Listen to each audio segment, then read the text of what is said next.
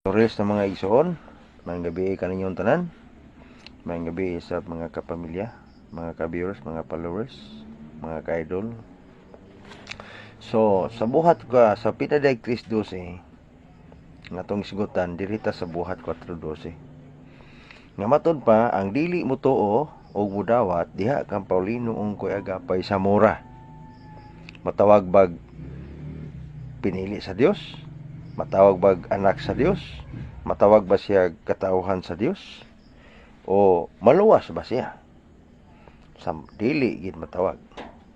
Nganuman kay naay distinction kadtong nakadungog na maggahi gid og dili mutuo motoy hukman dili gid to maluwas samot na og dili mudawat og mutuo.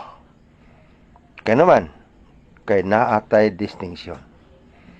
Mula sa buhat 4:12 higala, dili mutuo og mudawat ni Paulino Agapay.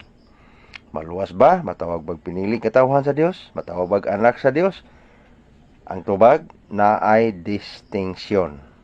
Kadtong nakadungog, unya magbagahi, ug dili gid mo toy hukman, ug dili maluwas.